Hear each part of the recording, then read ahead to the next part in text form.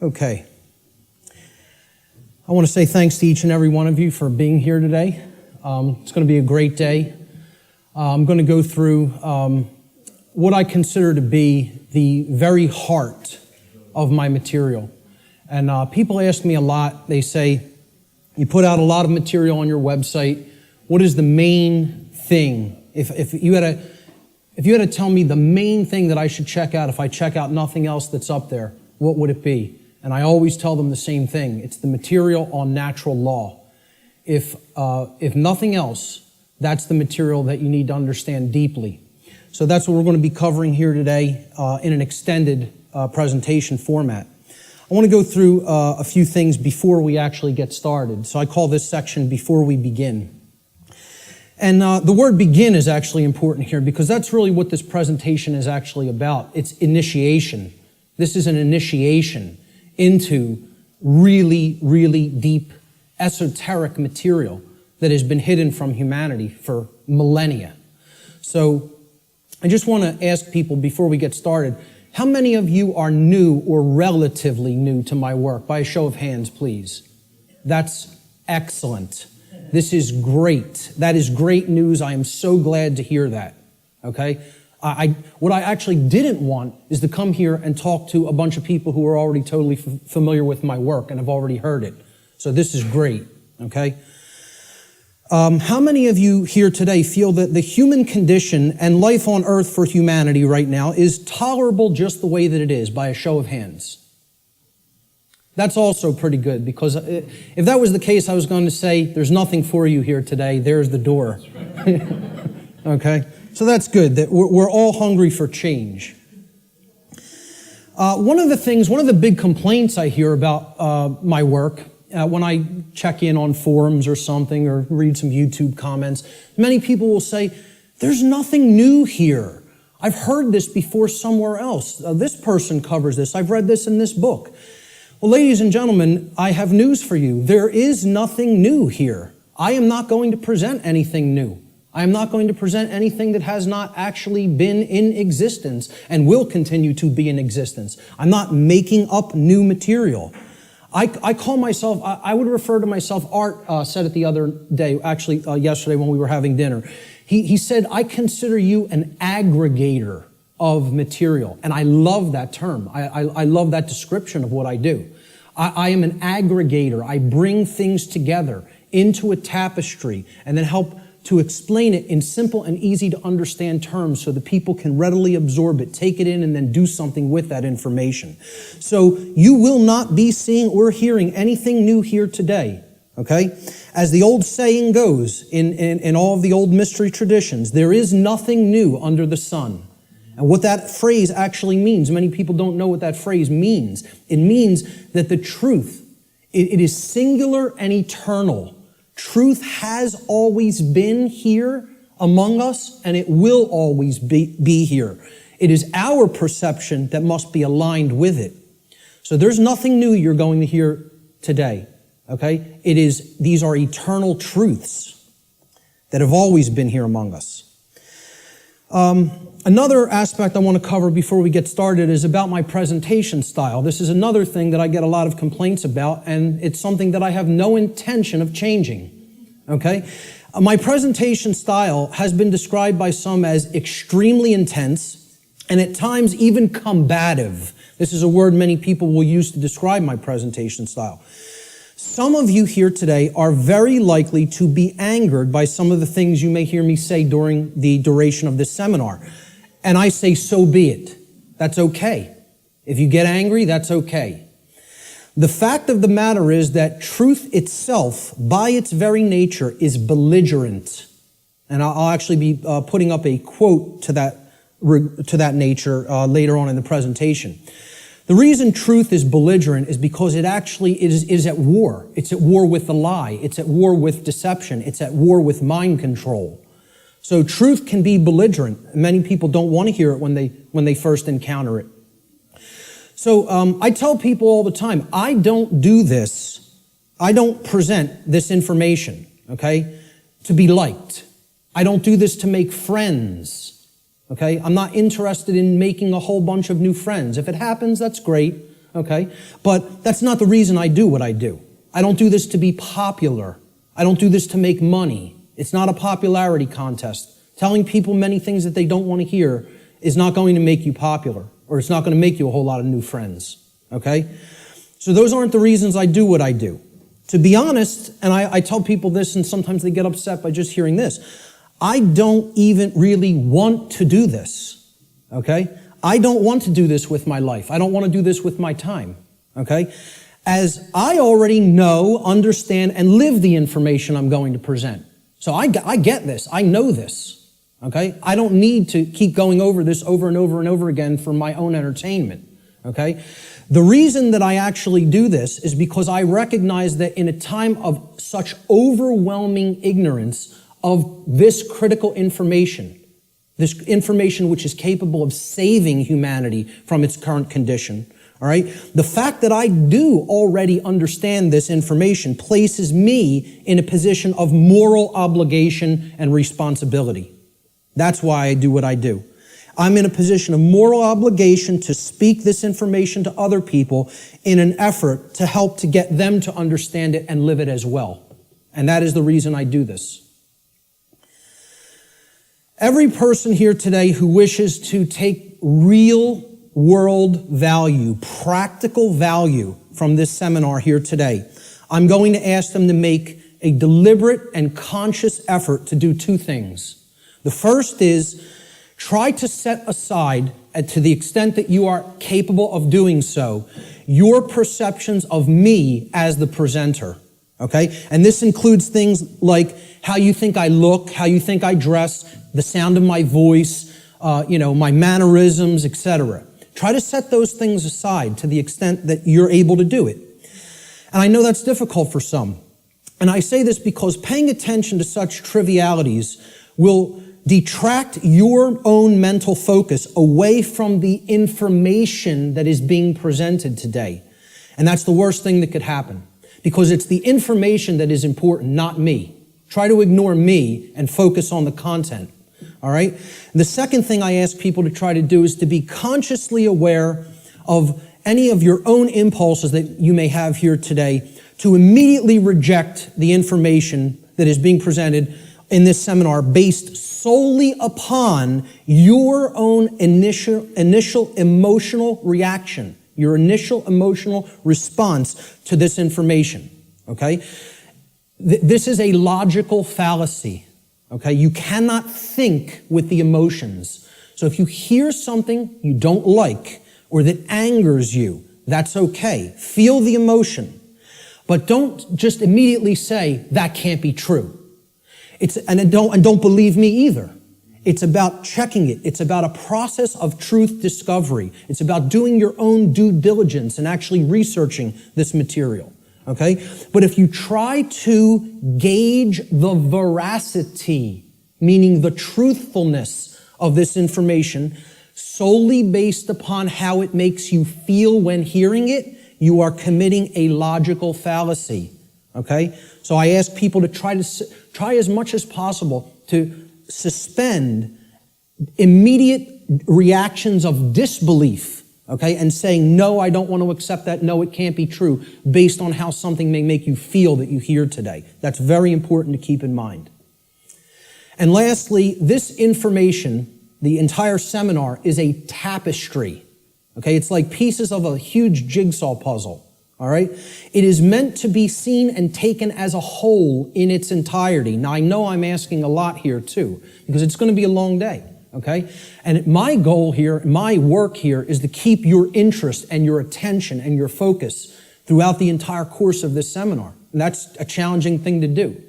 But what I'm asking people is, you have to try to see it as a whole. Because if you took the time to be here and you gave a monetary donation to be here, I'm highly recommending that you stay for the whole duration of the seminar. There's a reason for that. You're only going to get the full tapestry, especially if you're new to my work, by hearing this information in its entirety, okay?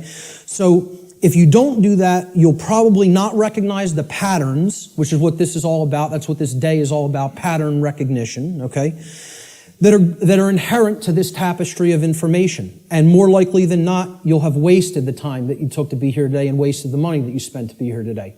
So I don't want anybody to waste their time and their money and their attention, and I don't think you do either. So that's why I'm asking people, stay for the whole thing. You'll get the maximum value out of this seminar if you stay for its duration. So with that having been said, let's jump into the material. This presentation is called Natural Law, the Real Law of Attraction, and How to Apply It in Your Life.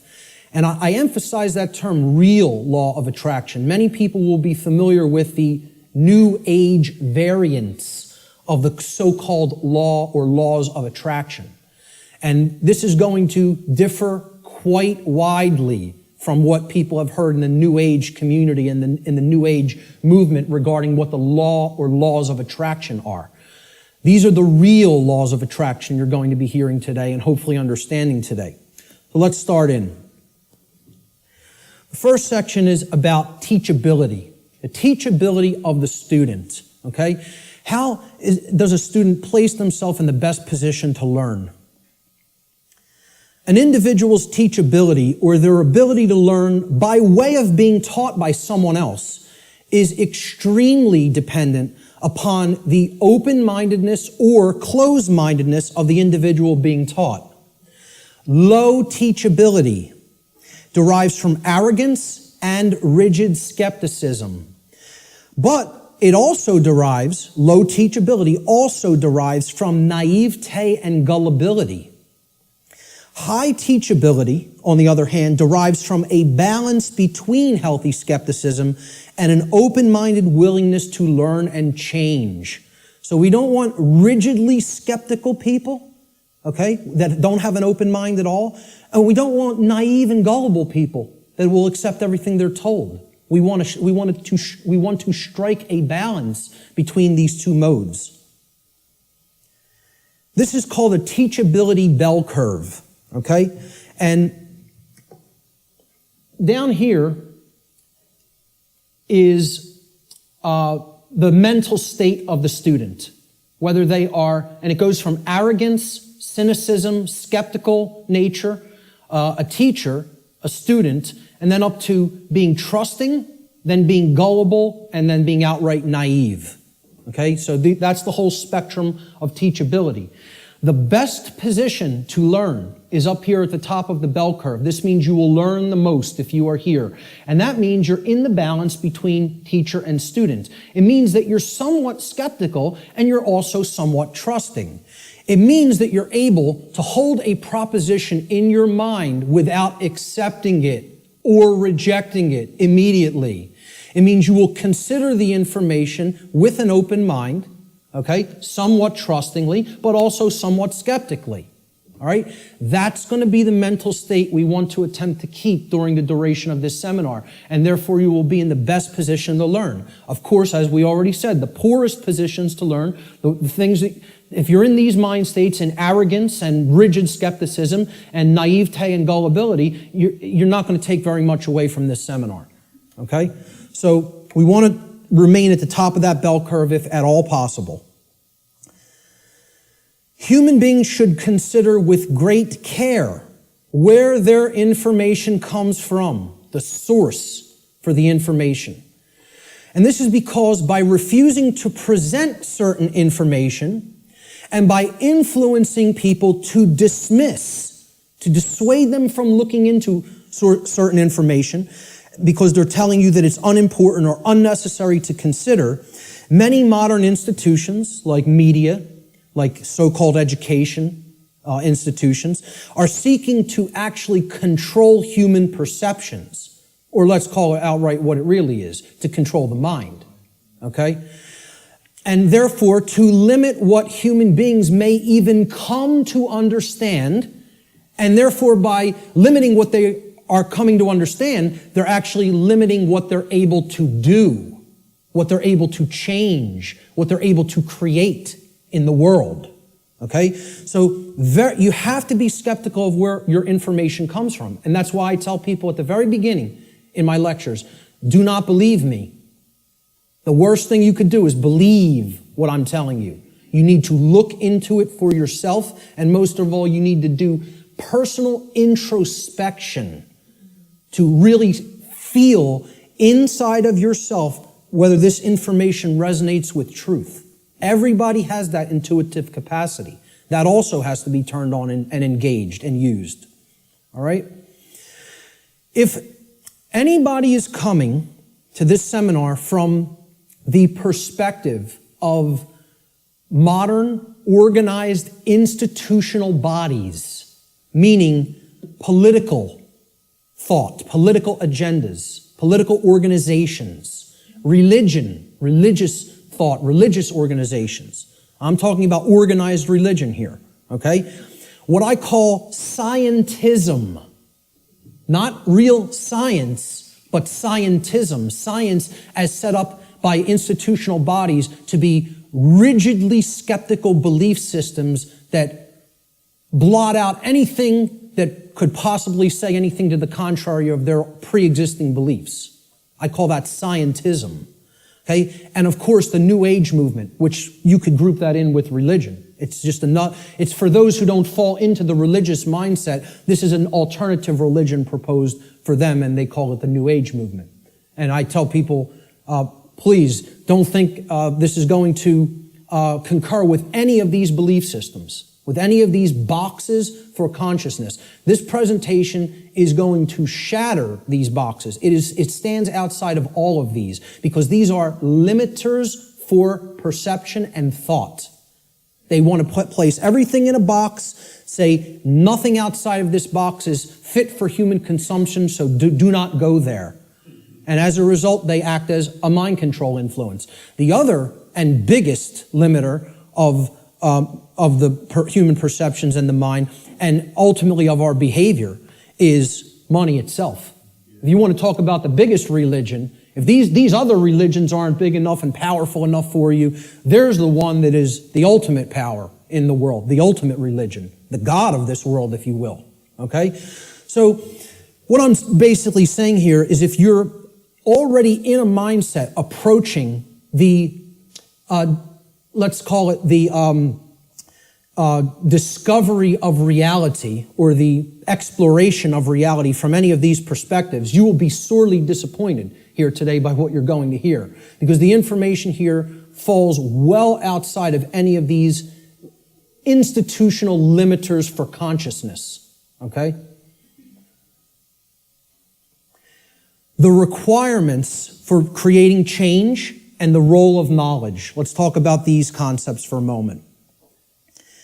Human beings everywhere say that they want certain things in their life, and they say that they want certain things to be present for all humanity, okay? We say we want certain conditions to be present for ourselves and our species as a whole. And we say we want things such as happiness, health, peace, prosperity, freedom, etc. And all these things are great things to aspire to. And we say we want them. Most people will say and tell you we want these things, all right?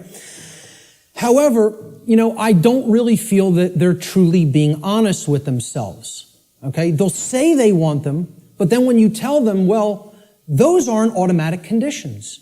They don't just magically manifest, okay? There are requirements for obtaining these conditions, okay? And people wouldn't say they want these conditions if these conditions were already omnipresent, right? They're saying that they want something because they don't have it at all, or at least in fullness, right? So when you tell them there's requirements for obtaining them, many people will say, oh, well, I may not be willing to go there. I may not want to exert that much effort. And they believe that somehow they're going to magically get these things, right? Well, this is what the real laws of attraction are about.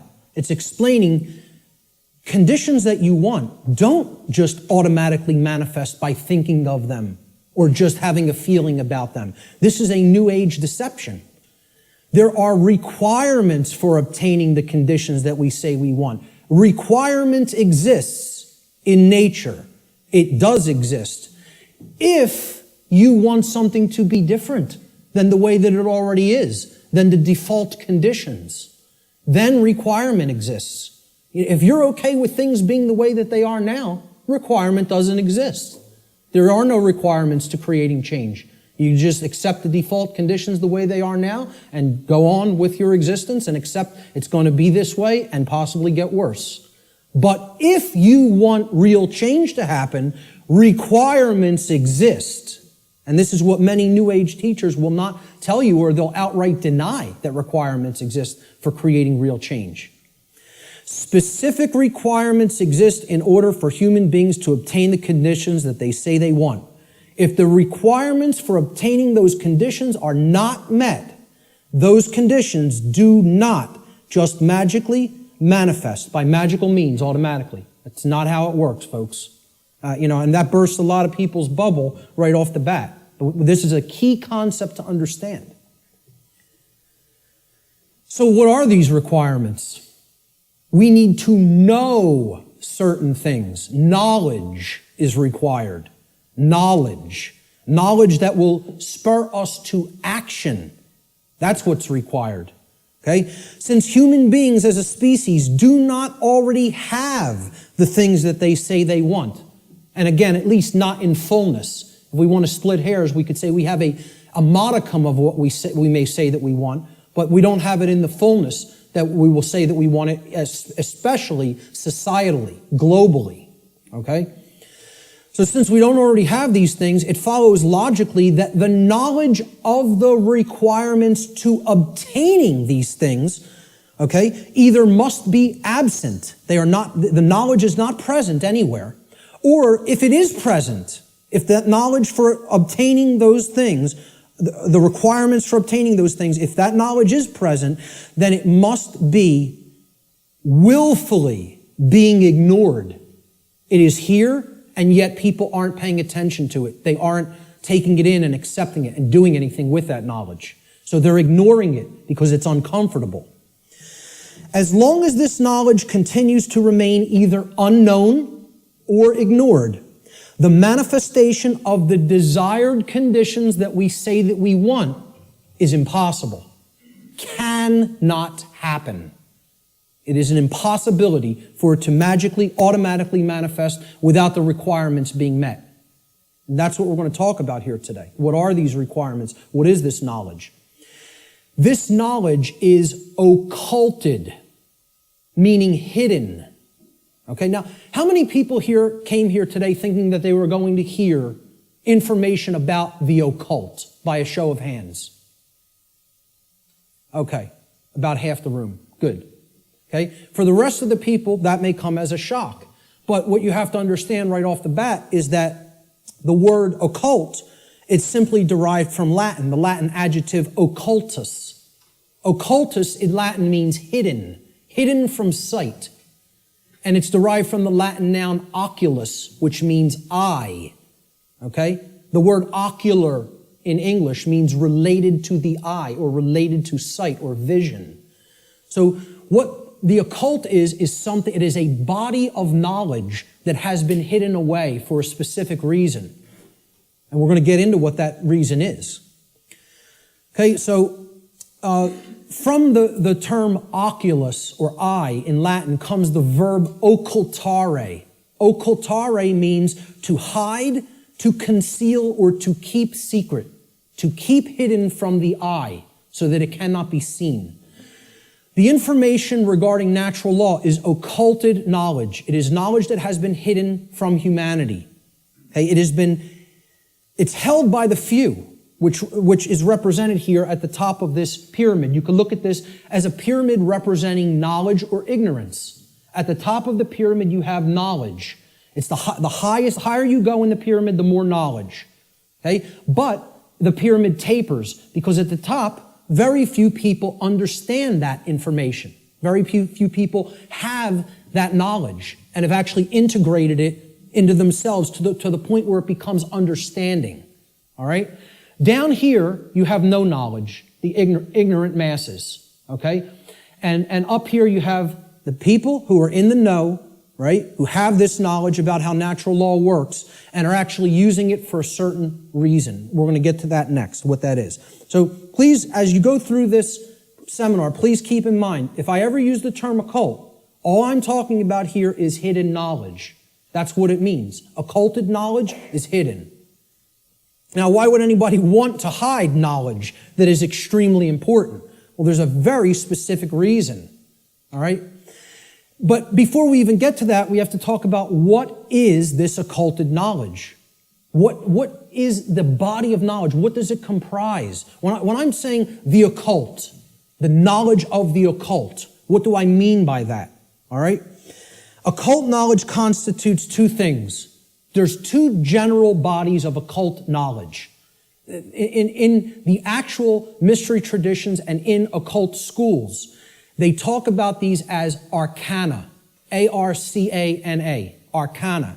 The word arcana is also Latin. It means knowledge. Okay? That's all it means. So there's two bodies of knowledge. There's one body of knowledge in the occult called lesser arcana, the lesser arcana or the minor arcana.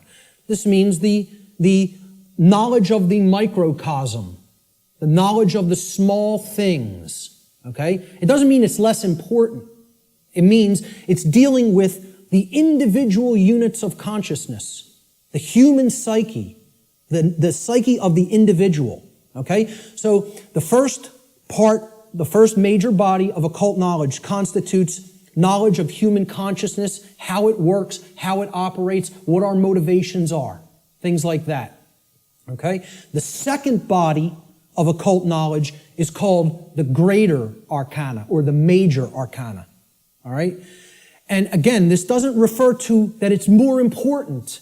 It refers to, it is the macrocosmic understanding, the understanding of the very large laws of nature that govern the macrocosm, okay? So universal laws are part of the greater arcana of occult knowledge. And what I call here today, under the umbrella, the term natural law, falls into that second category of greater knowledge, the greater arcana of occult knowledge, okay? And what these natural laws are unseen and universal spiritual laws. We could talk about the word natural here too. Natural is derived from Egyptian and other Middle Eastern tradition languages, okay? The word neter in Egyptian, which would have been spelled without vowels, if we transliterated it, it would be NTR in English. Neter means spirit in Egyptian, in ancient Egyptian. The suffix al, even in English today, but if you go back into Arabic languages and ancient Middle Eastern languages, al as a suffix actually means of or related to, or having come from. Okay, so natural. If you put these root words together, neter and al, right? It means of or related to the realm of spirit, of or related to God, actually. The word neter also meant God, spirit or God. Okay? So this is the spiritual domain, the laws that actually are operating in the unseen realm. Okay? Now, they manifest in the physical realm. We're going to talk about that. Okay? Because that's the operation that it trickles down from. It starts in the spiritual domain and then it manifests in the physical domain. All right? So it's important to understand these two bodies of knowledge. The lesser arcana, okay, is about the monad or the individuated unit of consciousness of the human being. And then the greater knowledge is about the laws that govern the macrocosmic universe. All right? So what these laws do, this body of the workings of nature that I am calling under the umbrella natural law, they're universal spiritual laws which govern the consequences of behavior. They govern the consequences of behavior. And I would add a caveat to that. They govern the consequences of behavior for intelligent species, for beings that are capable of coming to their understanding. Okay? I would delineate that from like the animal kingdom. Okay? The animal kingdom is not held to the same standard as human beings when it comes to this body of information, because I don't think you're going to sit down with your cat and explain natural law to it. Okay? So when people say, well, why doesn't the animal kingdom held to account in the same way that human beings are. It's because, surprise, surprise, we don't share the same level of consciousness. Okay? There is differences in levels of consciousness and abilities to comprehend information and to actually know how something works. Just like you will not be explaining physics to your dog anytime soon, okay? You're not going to explain natural law to the animal kingdom and have them grasp it because they're not at the same level of consciousness as we are. Okay? So we are held to a different account when it comes to natural law. It governs human behavior. It would be an easy way of saying it. This body of knowledge has actually been called consequentialism by past researchers and teachers. And I have no problem with that term. I've actually looked into consequentialism, and it's quite similar, okay, in its scope and what it teaches. It's been called karma, karmic law, in many Middle Eastern and Eastern traditions, okay? And I have no problem with that term for it either. It has been called in some of the Western traditions and Christian traditions moral law, and I have no problem with that term either. Religionists have called it God's law, and I have no problem with that term either. I have no problem with any of these terms being applied to the umbrella of natural law, because that is essentially what it is. But we're going to get deeply into how it works and operates in our lives here today. Why is this knowledge hidden away from people? To what ends? The knowledge of the occult, the hidden knowledge about how natural law works and how consciousness works, is not commonly known. That's why it's not the exoteric. It's not given to the masses. It's the esoteric. It is reserved for the few. And there's a reason for that. It's been deliberately hidden away and kept from the general public in order to create and maintain a power differential. Because if someone else is an extreme level of knowledge, they know how something works, like something as trivial as how human consciousness works, how human motivations work, how human perceptions work, how human beings can be manipulated. If somebody has deep knowledge of that information, and there's a whole bunch of people over here who have not one iota of how that works, what kind of a number do you think somebody can do on people like that? See, the way I ask people to look at this is real simple. Imagine a very, very, very advanced psychologist at the top of his field, wrote all the textbooks, okay?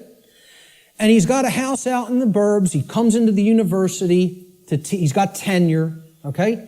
He's got the trophy wife, the house out in the suburbs, the 3-car garage, driving the Lexus into work at his tenured job. And he finds out that his trophy wife is having an affair because she's bored. She's not satisfied with him at home. And it's maybe the 19-year-old, captain of the local high school football team or something. He's a senior. He's a star football player, right? The jock, yeah. And she has a fling with him. Well, what if he decides, I'm going to become buddy-buddy with my boy here after finding out about his wife's affair? And this kid, this punk, who's cheating on, my wife's cheating on me with, he knows nothing. He doesn't study the mind. He doesn't know anything even about himself. He watches TV 6 hours a day, plays violent video games, is obsessed with football, What kind of a number you think that psychologist can do on that kid? Total number. That's the answer, exactly. That's right. He could do a total number on him.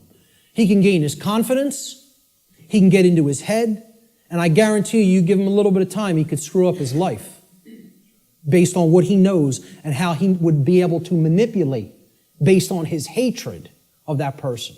Well, guess what? That's the position humanity's in. We're that punk jock. And I'm not saying we necessarily did something to deserve it, but we're in that same position where the people with this knowledge at the highest levels, they hate us. And they're doing a total number on us because we don't have this knowledge.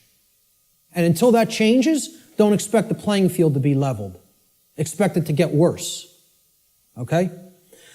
The knowledge is hidden to create and maintain a power differential.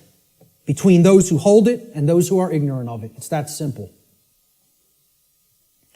The knowledge of natural law and its operations constitutes what I call the most deeply occulted or hidden information that exists on this planet. You will not find any more hidden information. This is the thing that all the distractions are there for, to keep you from learning. The endless trivialities, the nonsense you hear on the news, all the video games, all of the nonsense television, the sports, it's all there to keep people from understanding this.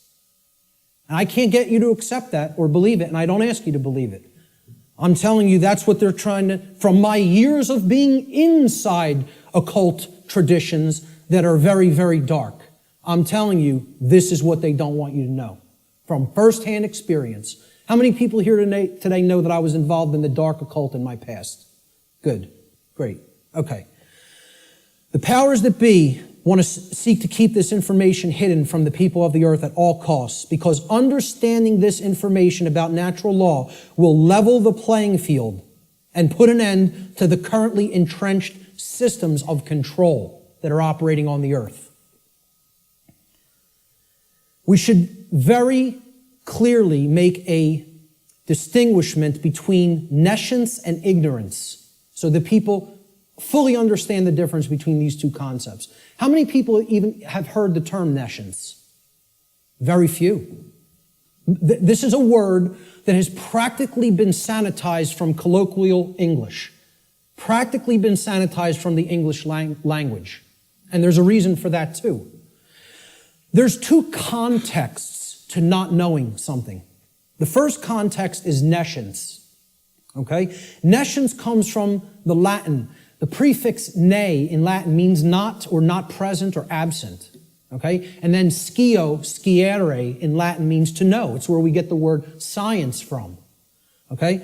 So you put them together, and nescience, it actually, those two roots form another word, nesciere. Nesciere in Latin means not to know, to not understand. But there's a connotation to it.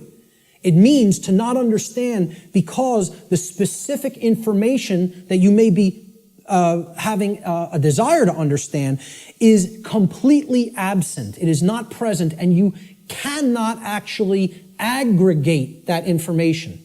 You can't bring those pieces of grammar together to form the sentence. Okay? It's not present. Okay, so you don't have it at all. It's unattainable. This should be clearly delineated from ignorance. Now, nescience is not someone's fault. The information just isn't there. Okay, you can't be blamed for nescience. There is no blame in nescience. The person who is nescient is not to be blamed for being nescient. The information simply wasn't present so they could take it in and then come to understand it. Ignorance carries blame. This is another thing. People want to think in the New Age movement there's no such thing as. Nobody's to blame. And that goes to that there's no cause for anything that's happening, as you'll hear a lot in the New Age circles. Okay? I very strongly put down these notions, or attempt to. Okay? There are causes and effects. There are people who are responsible for what is happening. There is blame. Blame exists. Okay? There are people who are culpable. We're going to talk about moral culpability later. So ignorance has blame attached to it and responsibility attached to it. Okay? It comes from the Latin verb ignorare in Latin. And this means not to know, just like nescience means not to know, but in a completely different connotation. The connotation of ignorance means you don't know even though necessary information is present and right there before you, because you have willfully refused or disregarded that information.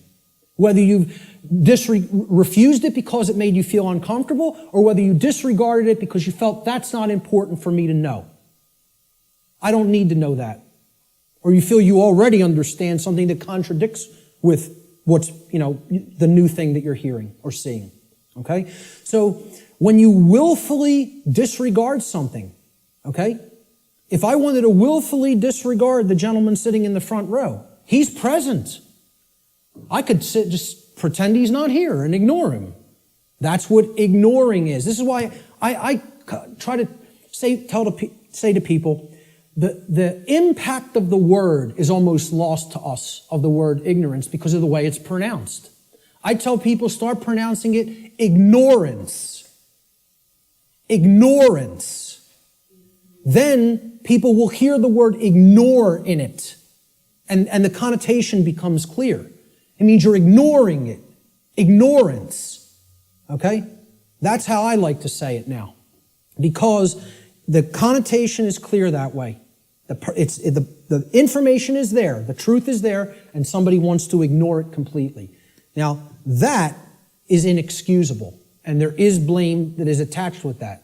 So what I ask people all the time is, do we have a nescient society, or do we have an ignorant one? Do we have an ignorant one? Is our society ensconced in nescience, or is it ensconced in ignorance? I would argue absolutely that we are ensconced in ignorance in society, not nescience. I think we are drowning in information. I think we are drowning in the truth that is all around us. But people are ignoring it, largely. Not everyone. There's many people who are very hungry for it and taking it in as fast as they can, But I think the majority of human beings are in the state of ignorance, even though the truth is present all around us.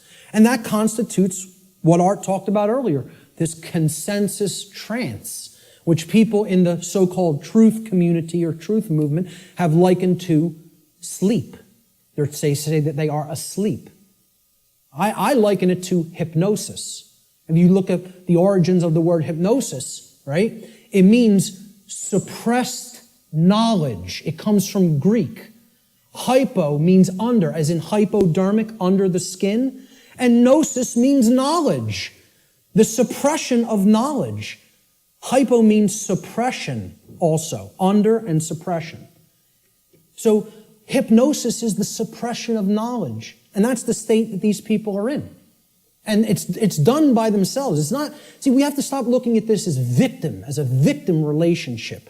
This is a willful choice. In a time of overwhelming information available at people's fingertips, the truth being ignored is not an option. It's a willful decision that people are making. And it's a decision that they should be held accountable to because of what is going on, that they are ignoring, what they are allowing to go on in their name and not saying a thing about it. Content to let evil run amok. All right? And then people will wonder, why are we losing freedom? Why is freedom on the wane? Why is totalitarianism and tyranny rising up? Why do we see so much control and obsession with control in our society? They'll see that. Many of them will see the rising police state. They'll see the injustices in our society. They'll see the restrictions on our inherent natural liberty. Okay? But here's the thing. Many of them will not make the transition to grasping. They'll say, yeah, this is what's happening to the earth. It's being turned into a huge prison everywhere. And at the most rapid pace right here in America. Okay? And they'll see this lock going onto the cage. But the question that they never get to, they don't even get to the question, let alone the answer, is why. They'll talk about the symptoms. They'll describe the prison. They'll describe every corner of the cage accurately in many cases. They can tell you exactly how it's working. They can tell you all the different aspects of the control system. But they can't tell you why it's actually going into place. Why is that happening? Well, that's what this presentation answers. Why are we losing freedom? And it gets to the actual heart of that answer. So what this presentation constitutes is a master key that unlocks all the locks to all the doors on all the cages in the prison, if it is accepted. And once again, I don't tell you that belief is required for that, because truth is always present. It's always here. It's a matter of, will we perceive it as being present, acknowledge it's present by stop ignoring it, okay, and then accept it into ourselves, and then do something with it. Understanding is not the end. Taking in the knowledge and understanding it is the beginning. Action is required. See, knowledge is required, understanding is required, but then action is finally required. Above all, if change is to be created. And that's how the laws of attraction really work. So, will people as a whole, as a society, accept that master key? I can't answer that question. All I could do is try to place it into their hands. After I have taken that key and unlocked my personal prison, my personal cages, and freed my mind, all I can do is try to help people to see, here's how this key works. Here it is. Here's the information that constitutes that key. And here's how you put it to work in your life. That's all I can do. Can't make anybody take it. Let's look at what problem solving entails, because that's really critical to understand if we're going to get past this stage and where we're at in our stifled evolutionary development as a species. There's a few main steps to solving problems, any problem. Doesn't matter what the nature of the problem is. The first is you have to recognize that the problem exists. Recognize that there is a problem to begin with. And I think by asking the question, is everybody content with the way things are? And nobody raised their hand. I think that's great, because it at least acknowledges to me the people here today recognize we have a problem. And that's healthy. That's good. Okay? Many people out there don't believe we have a problem. You know, they like this place. They like the world the way that it is. You know, which is unfathomable to me, because to me it's a living hell. And that's not because of how my own personal life is going. I'm very content with my own personal life. I have no self-inflicted suffering in my personal life. I don't create problems for myself. My life goes on very well according to how I live it without hurting anybody else. The problem is other people. And that's another thing the New Agers won't acknowledge, and they'll flip out if you say that there's a problem with someone else. There are problems with other people, okay? And people will say people in glass houses shouldn't throw stones. My glass house has been taken down long time ago, because I went through all that personal introspective work. And I dug deep into my subconscious and faced those problems and confronted them head on and healed them and came out of the mindset that I was once in. Okay? So, you know, people will say, if there's something you don't like, you're seeing in other people, that's something in yourself that you're seeing in them. This is New Age mumbo-jumbo nonsense, okay? If you're not part of the problem, I'm not part of this problem. I can say that honestly. I'm not part of this problem. I can look at every single person, anybody who's watching this, and say, I'm not part of the problem that's happening on the earth. With all honesty and knowing that I am telling the truth with that. Okay? But see, at one point, I was part of the problem. And a big part of the problem. Okay? What I had to do at some point is stop doing this and pointing out and saying the problem lies elsewhere while I was still part of it. And then I had to do this and point squarely at myself and say, what do I need to change here, and finally here, in the guts, in the courage? You know, people will say, yeah, change happens in the mind, it happens in the heart. But lastly, it happens in the guts.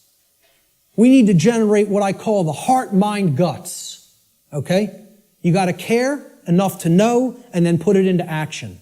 The heart, mind, guts. Okay?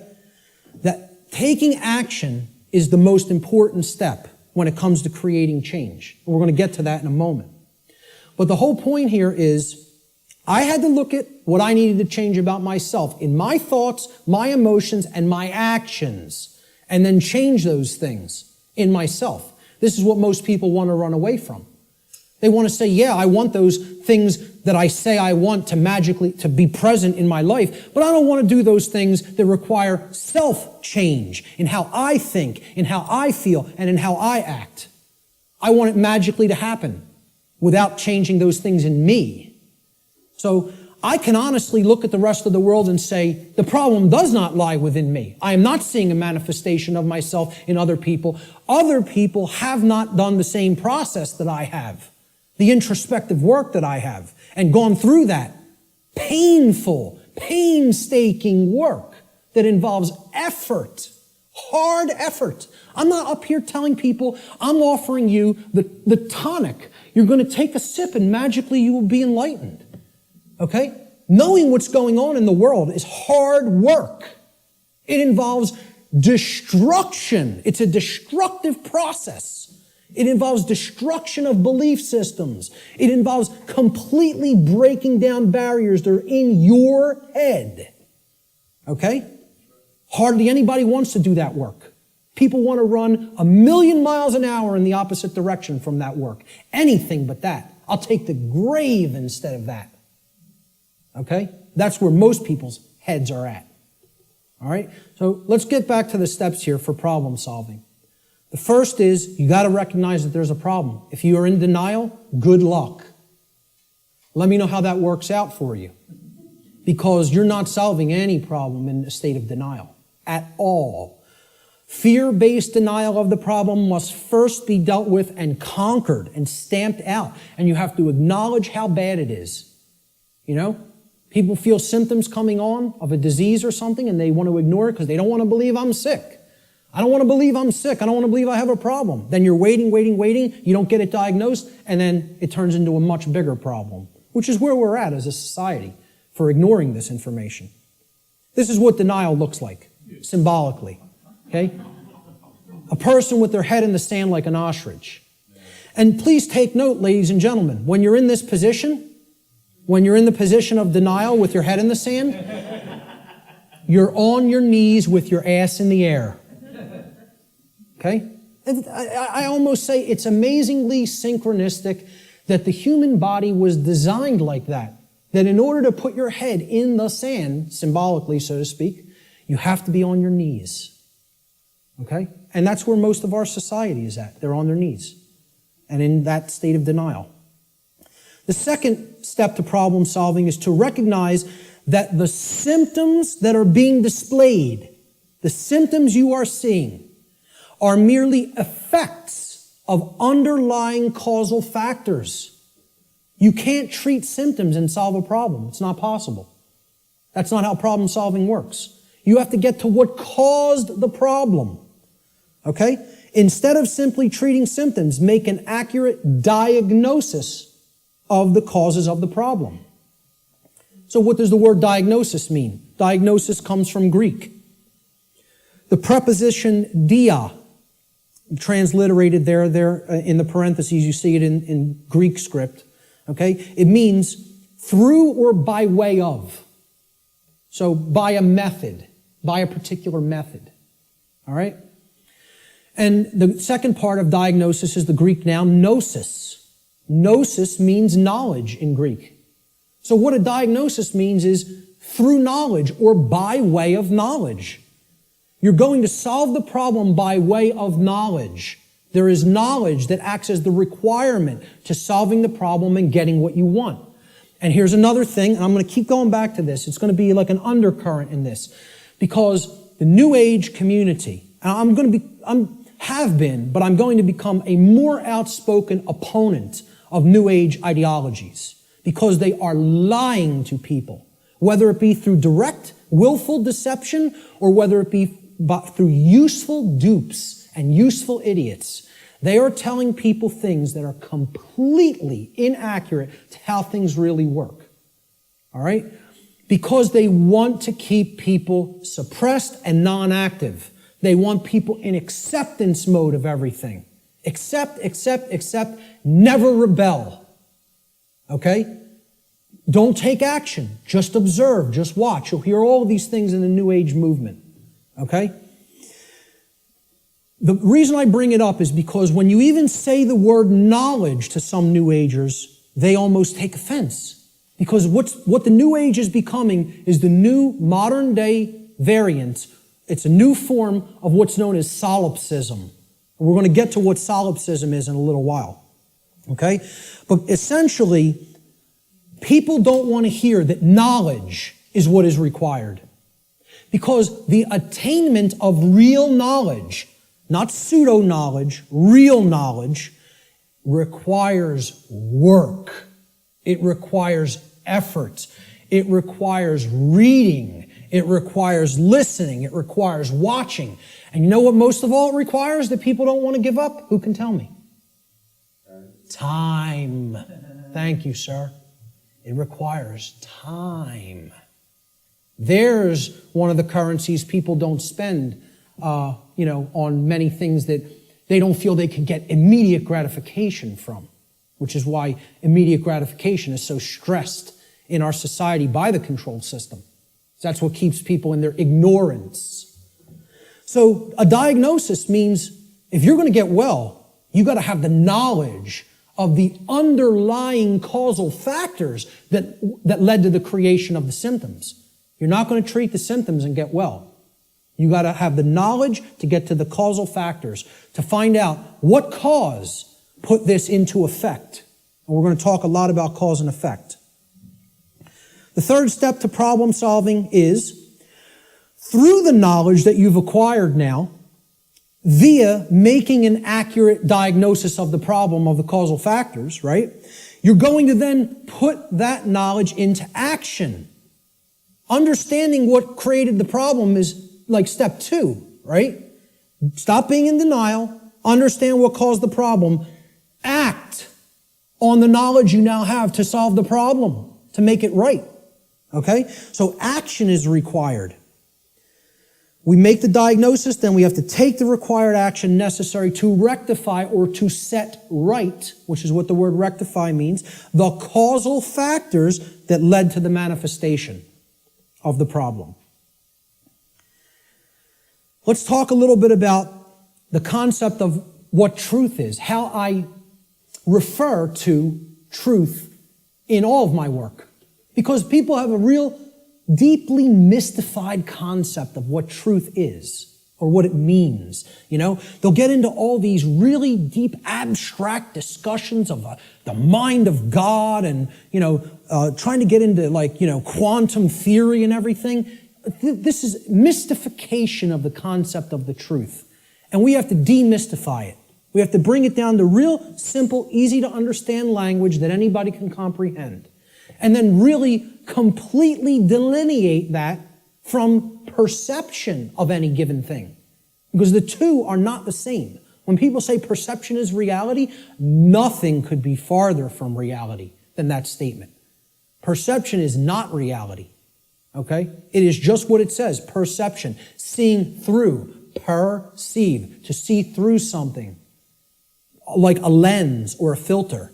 Okay? I perceive things differently without these glasses. That's one perception.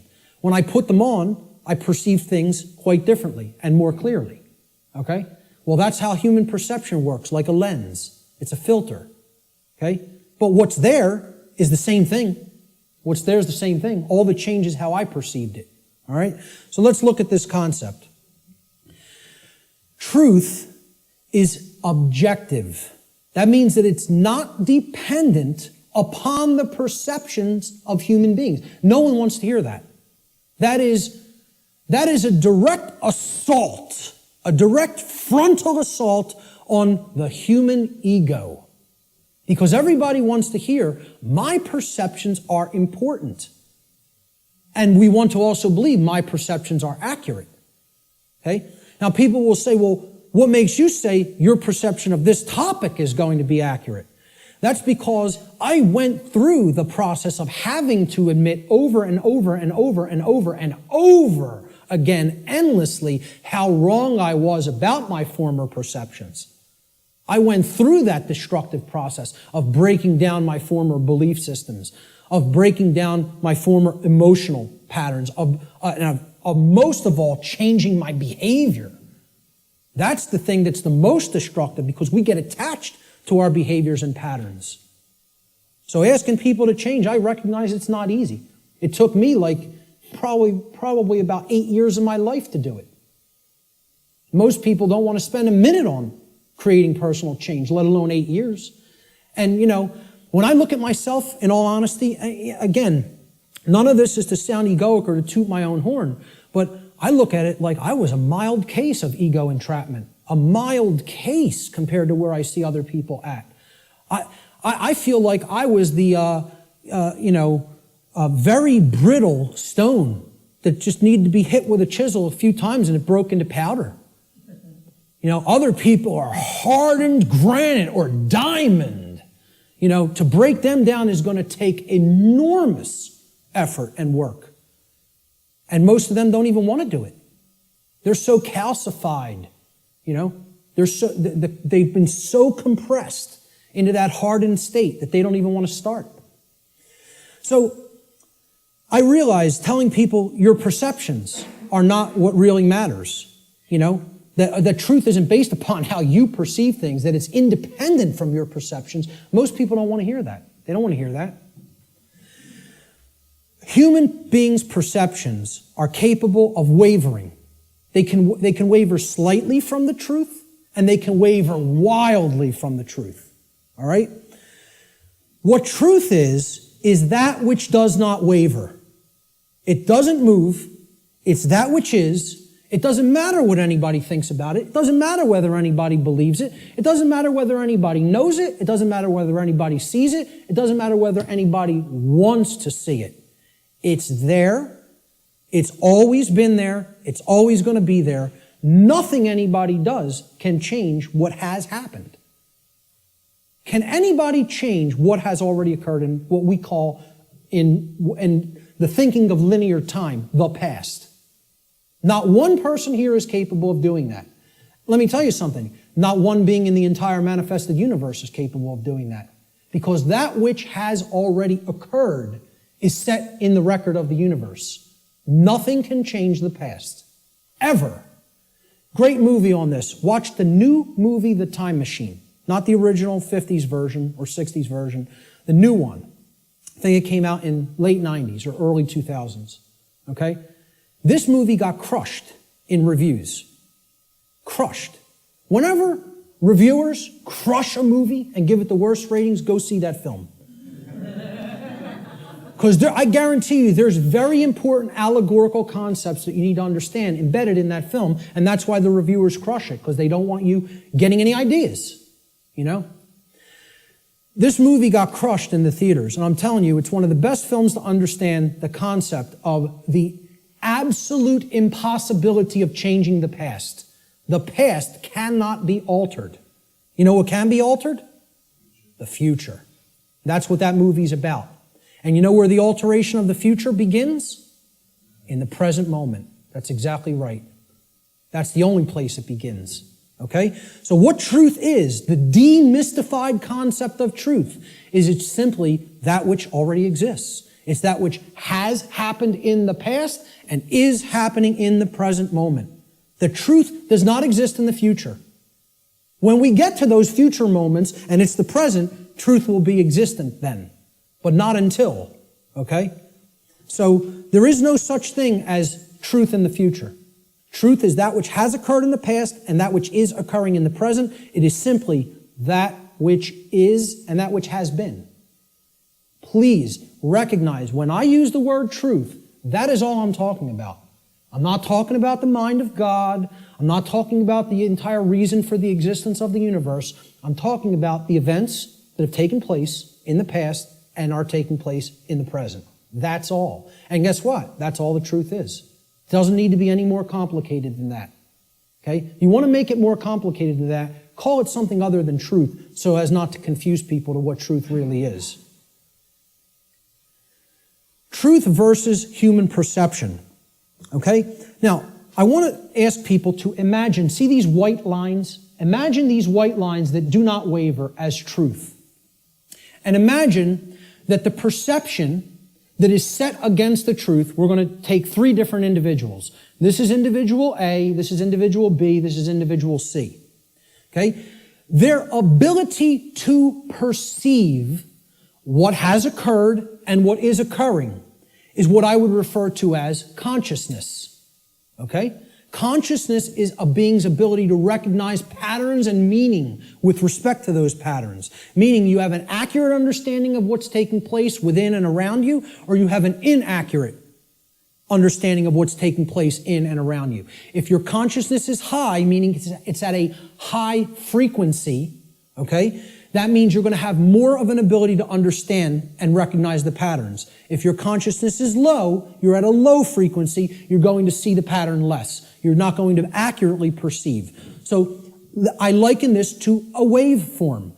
In simple, physics, a wave, this is a simple sine wave, okay?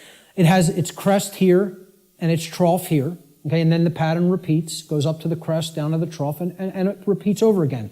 The distance between the either crests or troughs of the wave is called the wavelength, okay?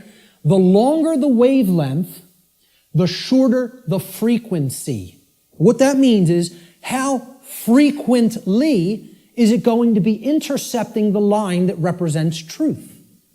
How frequently is it going to be aligned with this line, which we are calling truth? Okay? Now, can everybody just, with that explanation, understand this simple model and what I'm talking about here? Is that clear? Okay, because it's important. Because this is a low frequency vibration. It's a low frequency wave. A wave like this, if it was an audio wave, would produce a low frequency, would produce a low bass tone. Okay? As we go up to a higher frequency, you can see the wavelength is shorter, meaning that it intercepts the line which represents truth much more frequently. We can count them. 1, 2, 3, 4, 5 here. 1, 2, 3, 4, 5, 6, 7, 8, 9 there. Okay? So this is a higher frequency vibration. And we go up to an even higher frequency. Let's say person C has this consciousness. They have a higher frequency. Okay? And they're intercepting the line that represents truth much more frequency. I won't count those out because there's a lot of them, okay? The higher the frequency, the more in tune with truth we are. What would happen if this frequency became infinitely high? What would it become? It would be indistinguishable from a line. And therefore, someone would be aligned to that which is. The higher the level of consciousness or frequency, which is their perception of reality being accurate, okay? Not wavering as much from the truth, because it's hitting it in more places. We would basically, this wave would turn into a line at some point, the higher the frequency went. Think about this in sound, right? You hear a low bass tone, it's like, then it goes up, and it would go eventually outside the range of human hearing, because the frequency went so high. Same concept here. The higher the frequency, the higher the perception of reality, the quality of the perception is going to be. Okay? The concept to keep in mind here is perception is not reality. It's the filter we see reality through. What the human being's work is to do is to align their perception to the reality which exists, which is truth. We need to set aside what we want the truth to be and look at what it is. What it is altogether different than what we want it to be. But until we recognize what it is, we're not even in a position to make an accurate diagnosis of what's going on and therefore create what we want it to be. So I'm going to give the first quote here, comes from a gentleman I personally greatly respect. How many people are familiar with Travis Walton, by a show of hands? Hardly anybody in the room. Wow, 2 people. Amazing. And I know Barb is in the back because we've met him personally. I spoke with this gentleman at a conference last year in 2012. And I just want to say, I just think he's a totally genuine individual. I don't care what anybody thinks of me saying that, okay? I believe him. Do I know factually that what he claims happened to him did? No, I do not. But I believe what he is saying for a reason. when I am around somebody, especially for any length of time, I think my intuition is good that I can get a feel for their heart. Okay? And when he's telling you stuff, it's very consistent. And in his book, he asks people, you need to listen to my whole story, suspend your disbelief for a minute, and then do your research and then make a judgment call. Do you want to believe me? Do you think I'm telling you the truth? Do you think I'm lying to you? And then make up your own mind. Okay? And who Travis Walton is, he claims that he was an abductee, that he was taken on board an extraterrestrial craft at a point in his life. He disappeared for days. They were out looking for him, and his best friends were accused of murdering him. And he shows up 5 days later in like deplorable conditions, out on a country road someplace. But anyway, again, I spoke with him back in 2012. I just bumped into him again. We were just at a conference. I'm bringing this up for a reason. We were just at a conference in Philadelphia where he spoke. And this quote, I feel I would start, if I was going to quote somebody, I was going to make this like the first quote in the presentation today. Travis Walton says in his book, which is called Fire in the Sky, he said, I have come to realize that the biggest problem anywhere in the world, the biggest problem anywhere in the world is that people's perceptions of reality are compulsively filtered through the screening mesh of what they want and do not want to be true. Now, when I read that in his book, I got chills up and down my spine. Because I said, this meshes exactly with what I'm talking about in my section, in my presentation called Truth versus Perception. And he's encapsulating it in a sentence perfectly. All right? We want things to be true. That doesn't make it so. That's not what makes truth the way that it is. What makes truth is the way that it is what behaviors were taken and what is the actual effect in the manifested world. That's how things are. Okay? It doesn't matter how we want them to be. They may be a completely different way right now than we want them to be. And I would say for the people in this room, they are a completely different way than we want them to be. But most people in the world think, they kind of believe that they're the arbiter of truth. And that's a bad place to be in. That's a very, very low level of consciousness. To think that if I don't believe that it's this way, it's not this way.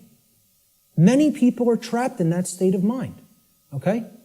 Now, the reason I even bring this up and included Travis's quote here is at this conference that we were just at a couple of weeks ago.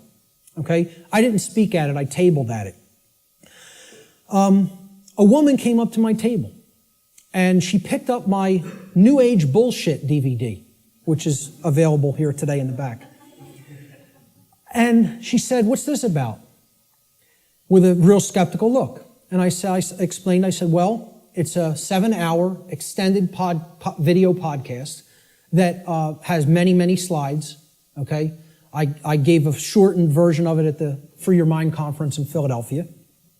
And this is the extended version that goes deeply into the deception of the New Age movement and how it is a religion that is designed to suppress the masculine side of the personality, which is the side that actually takes action and creates change. Okay? And that's, of course, pushed by the sacred feminine, which is care and creativity, and compassion. Right? Both need to be present. We're going to talk about that here today. But I said this is about the suppression of that masculine energy. And that's what the New Age movement is about. The suppression of the masculine. Right?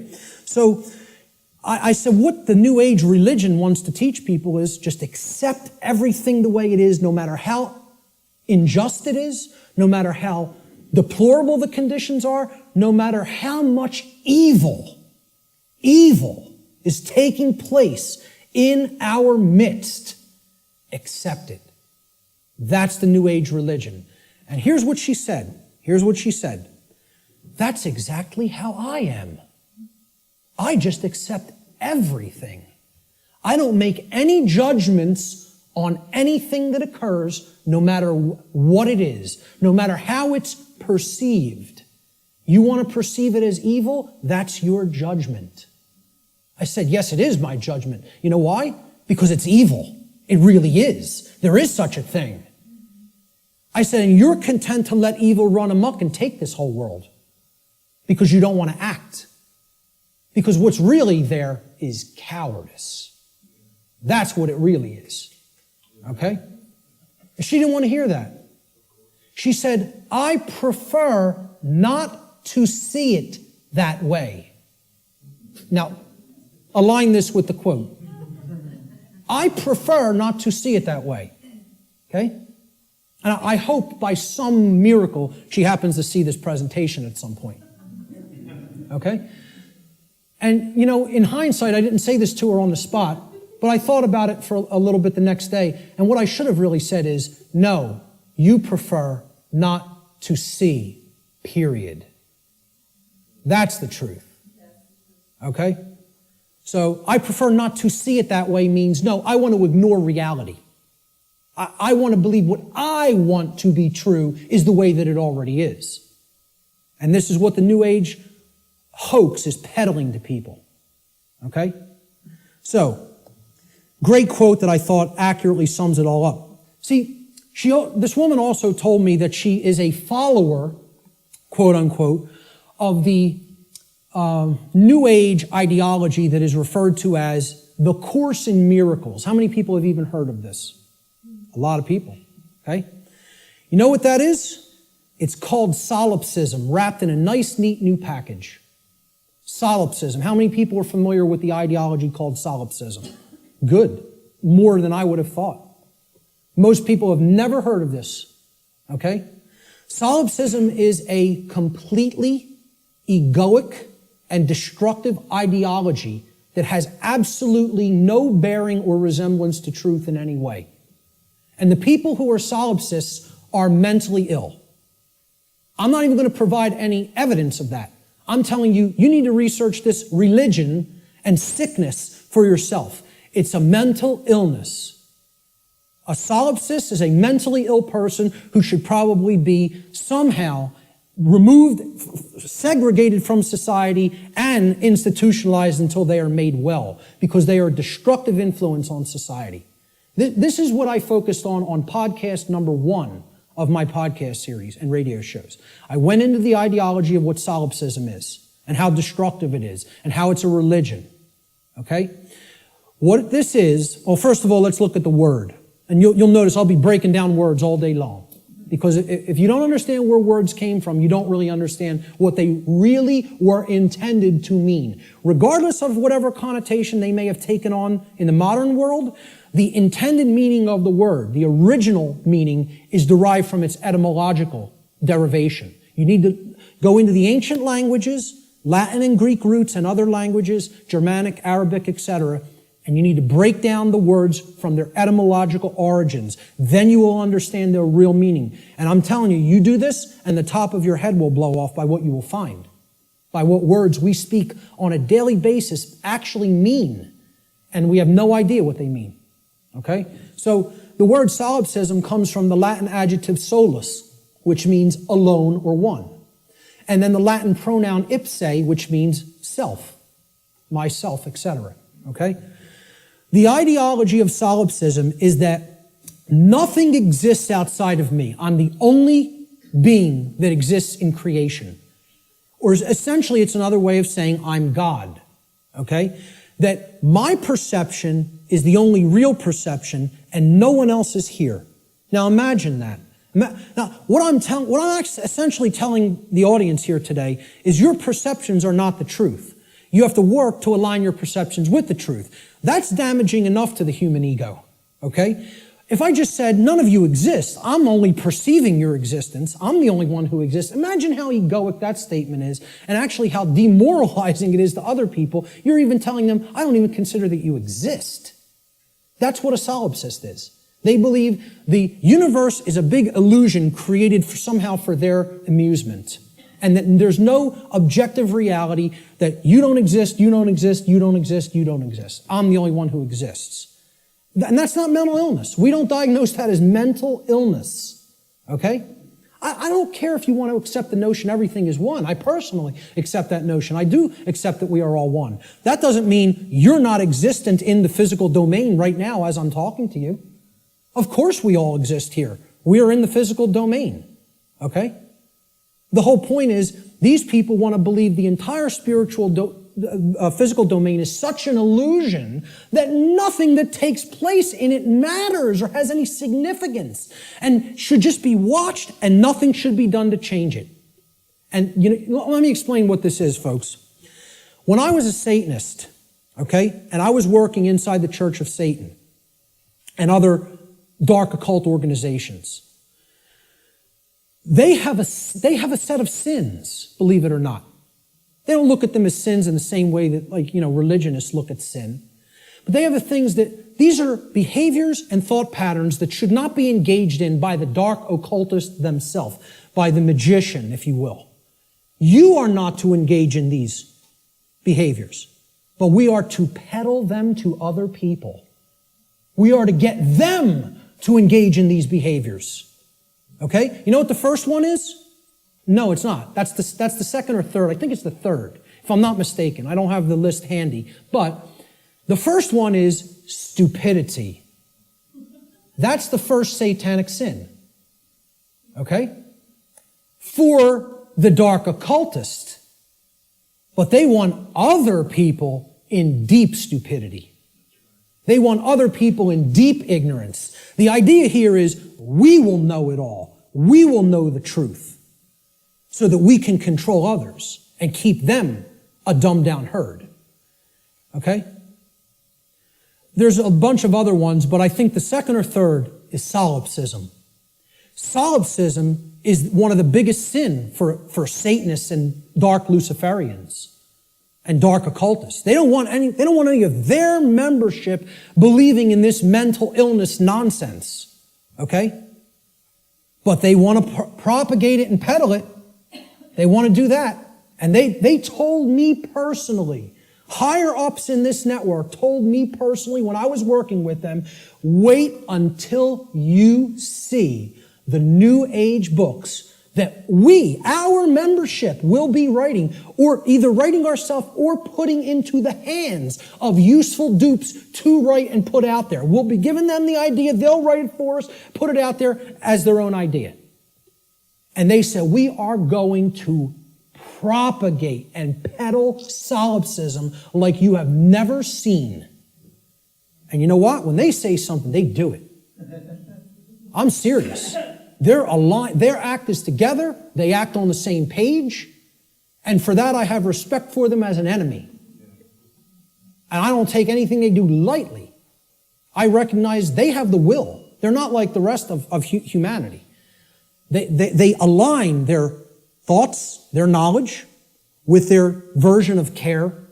It's not like our emotionally based care, but they care about what they're doing, and then they act. And when they act in concert, and they get it done. Okay? I'm not saying, I agree with any of their agenda, because I don't, and I'm trying to stop it. But I have respect for their unity. They are unified and on the same page, and humanity is not. And that's why, in all honesty, we're having our rear ends handed to us in this spiritual battle right now. At least right now. Solipsism is the ideology that only one's mind is sure to exist. Solipsists contend that knowledge of anything that is outside of one's own mind is unsure, and hence there is no such thing as objective truth. Okay? No such thing as objective truth. And therefore, nothing about the external world and its workings can actually ever be known. Just think about that statement. It's saying no one can ever know anything. You cannot come to know anything at all. There is no such thing as knowledge. So what I would say to somebody who's following the quote-unquote Course in Miracles, or a Course in Solipsism, or a Course in acceptance of all forms of evil in this world, is you can't know anything by reading the Course in Miracles, because nothing can be known. Why would a solipsist ever pick up a book? Why would a solipsist ever watch anything, any video? Why would a solipsist ever engage in a conversation with another human being? Tell a solipsist you can't know that you're going to fall off that cliff, so why don't you go try to walk over it and see what happens? Because you can't be sure of anything. They won't do that, though, you know? The whole point here is this is a religion. This is a New Age religion. And I'm telling you who it's peddled by. It's peddled by the occultists who have the knowledge of how natural law works and are trying to put out whatever ideologies they can, destructive ideologies they can, to get people not to understand it. Or to even go so far as to believe that nothing can be understood. Why would you bother to look into natural law? Nothing can be known. It's unbelievable that anybody would be so gullible and naive to fall into this mindset. Let me just tell you what it really is. It's a person who has given up on life. They feel that it's so difficult to know anything and they don't want to do the work to come to that level of knowledge that they've just said, I don't believe it can be known. That makes me feel more comfortable in my ignorance and laziness. That's the truth about what solipsism is. Okay? And that's the truth about my friend I bumped into at the MUFON conference. And I'd say that to her face. Okay? So, we have to realize we're battling this force. This religion is on the rise. Solipsism is on the rise. More people are becoming solipsists or solipsistic in their beliefs, in their thought processes. Let's look at some basic definitions and working definitions. Now, first thing we're going to define is definition. Let's define what a definition is, okay? A definition is an exact statement, a statement of the exact meaning of a word, all right? We're looking for an exact meaning, not a connotation, not a maybe or a like or a somewhat. We're looking to narrow the focus. That's why it definites it. It makes it finite. We're taking it not infinite, we're finiting it. We're making it finite, okay? We're actually limiting through words what something means so we can be clearer about what we're saying, okay?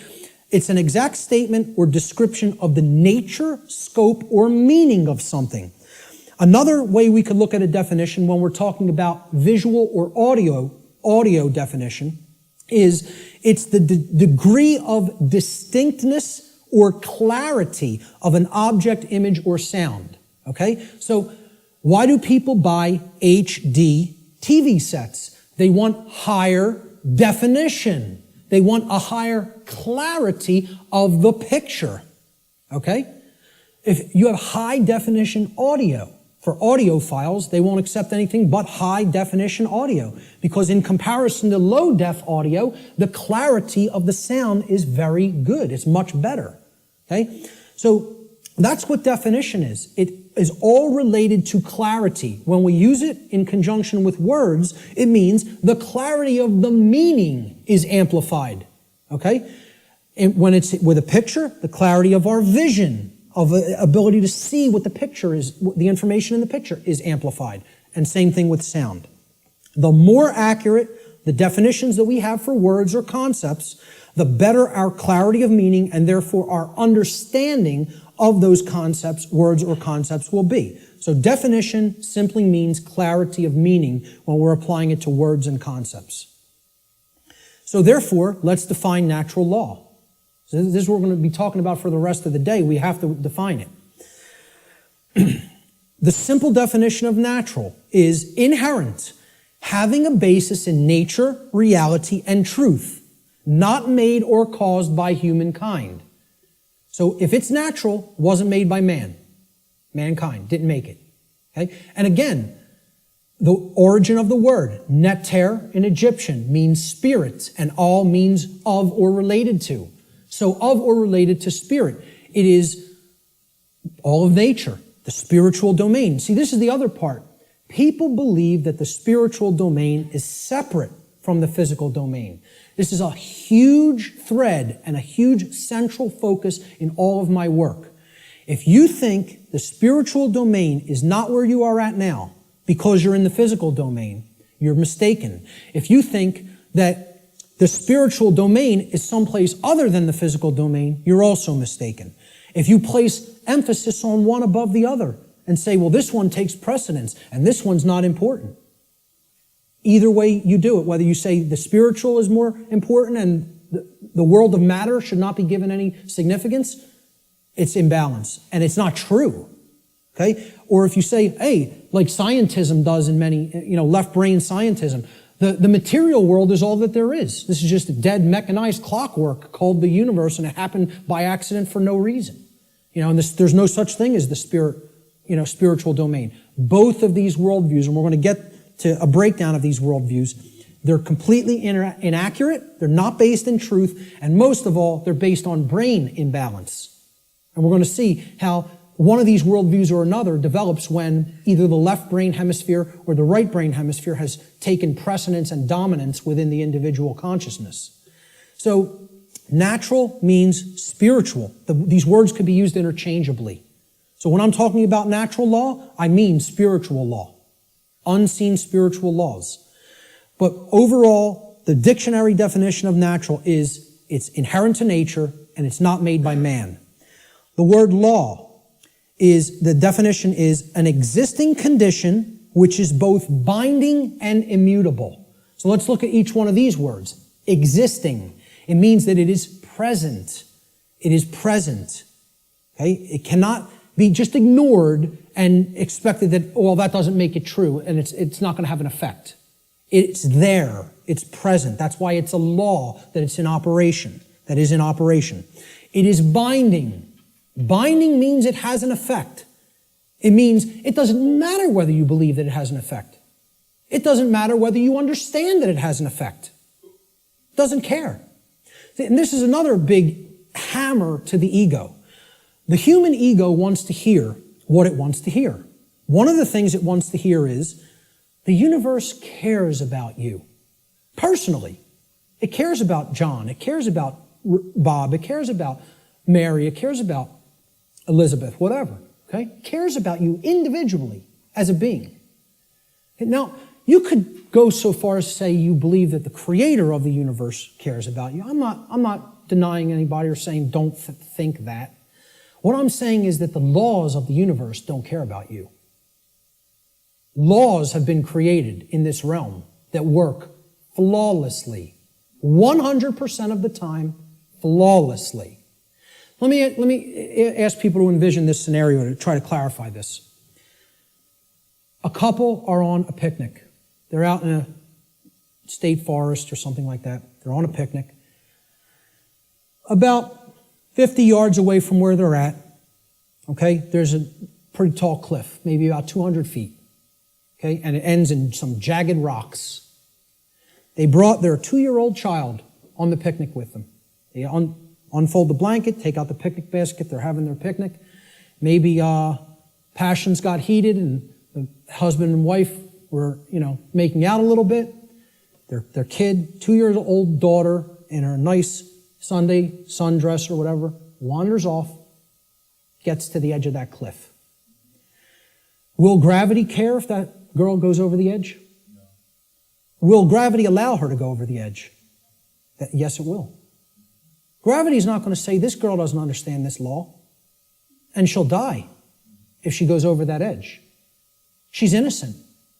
She's nescient even. Not even ignorant. Innocent and nescient. Will that law still have an effect? You damn better well believe it will. And so does natural law in the same way. It doesn't care whether you don't know. It doesn't care whether you're nescient or ignorant. It's in effect. It's binding. And it is immutable. Immutable means that nothing you can ever do can ever change it. It is in effect eternally. Because man didn't put it into effect. You know who put it into effect? The creator of the universe put it into effect. And I don't really care what you think of that force as. You could think of it as an impersonal force. You could think of it as the man with the beard. You could think of it as this remote control. I don't really care what you think of it as. Personally, that's none of my business. But you know what?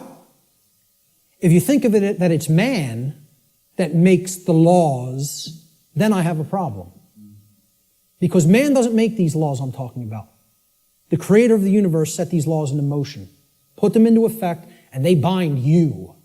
You and I are bound by these laws, whether we like it or not, whether we accept it or not, whether we understand it or not, they're in effect, and you are already creating the reality that we are experiencing based upon interaction with these unseen laws. Already. You're already doing it. You can never not be doing it. That's an impossibility. Okay?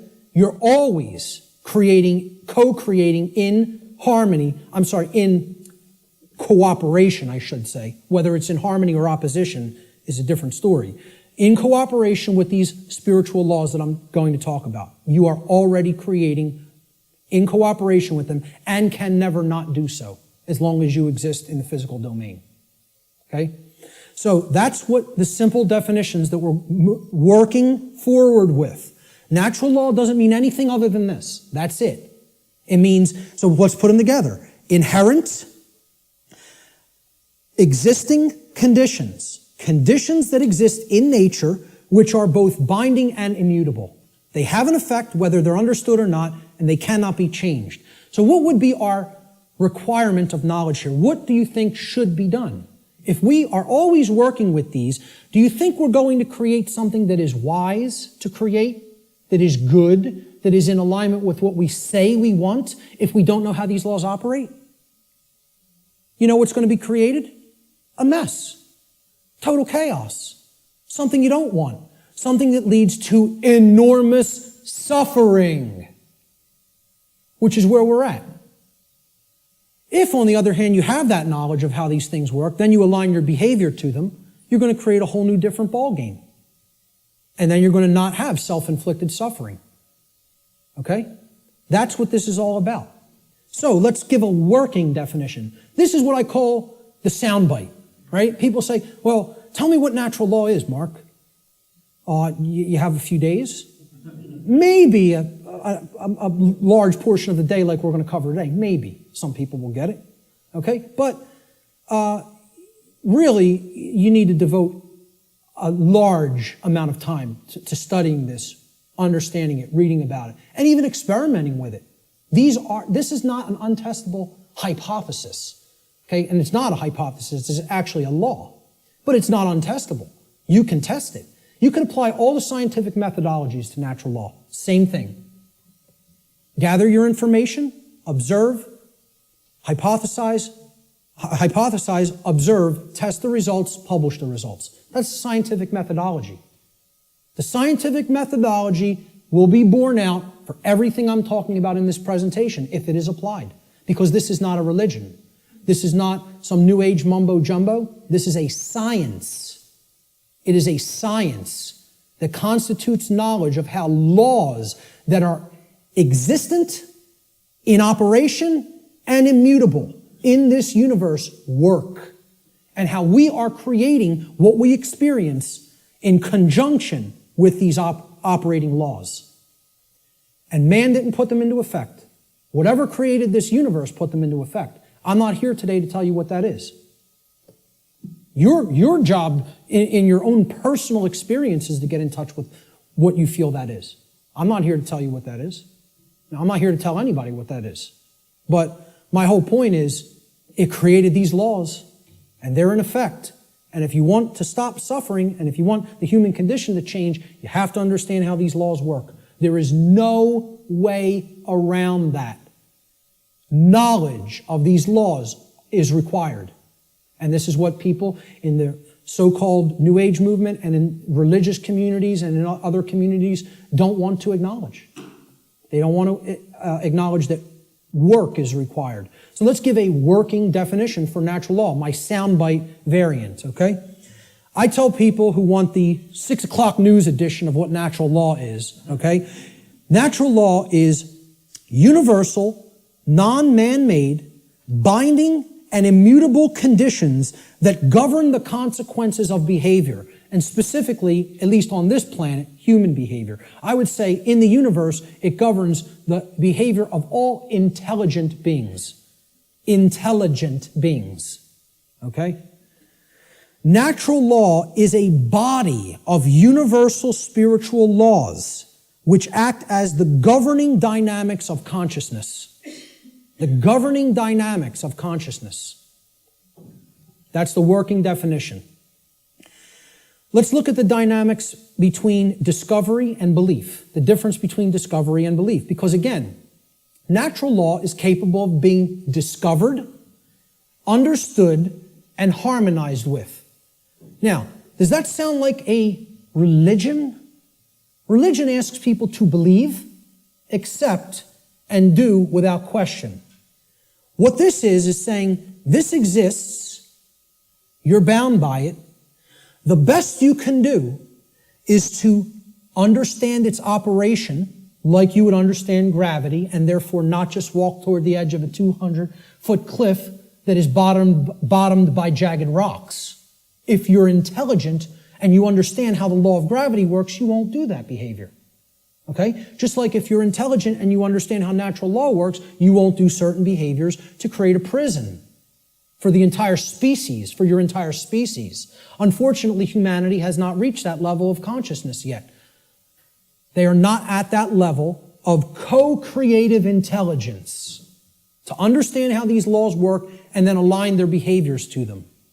So natural law has nothing to do with religion. It's not a belief system. It's a science. It is a discoverable operation that is already in effect that we can either understand and align our behavior to or remain ignorant of and suffer as a result of that ignorance because it's already in effect and already has a binding effect upon you and your behaviors and everyone's. So when it comes to belief, and anybody that was trying to propagate a religion wouldn't put this slide up here. When it comes to natural law, it works just like gravity. So the clown that's going to jump over the cliff saying, I don't believe in gravity, what's going to happen? Down he goes. Because belief is irrelevant. Because natural law does not care about you. It does not care about you. It is in effect, no matter what you do, deal with it. And people don't want to hear that. And I recognize this. I recognize I'm not telling anybody anything they want to hear. If I wanted to sell a lot of stuff, if I wanted to be real popular, I'd come up here and I'd tell you exactly what you want to hear, and then I'd be making $50,000 a presentation like Wayne Dyer does. Okay? And that is his fee. I know because I've actually had some people speak to his management. That's what a new age presenter gets. You know what I ask for? 0. I don't even ask for a stipend because I don't even care about fake money. I care about making real money. Real one I. The word money is actually one I. And people don't even have said it 1 billion times in their life and never recognize what they're saying is one I. And it's the symbol of the one eye, which represents spiritual enlightenment, is plastered all over the $1 bill. Okay? Well, this is the one. See, I tell people, I'm a poor man when it comes to the fake money, but I'm very rich in the real stuff. The real thing, I have tons of. The fake stuff, I don't do so well with, and I don't care. It's not what I'm concerned about. I know it's fake. Okay? So I don't ask for a stipend when I present. I tell whoever's setting up the presentation, pay for my travel and lodging. Hook me up with a dinner or whatever. That's it. I'll come out and speak anywhere. Okay? The point is, if I was trying to appeal to somebody's ego and what they wanted to hear, I would tell you your beliefs are very important. Your beliefs shape. And they do shape your reality. In a negative way, if you don't align yourself with truth and you want to stay attached to a belief system because you prefer it over what's real, okay? So when it comes to natural law, I'm not telling people don't believe in yourself. People will say, there's forms of belief that are good. Yeah, I acknowledge that. I understand that.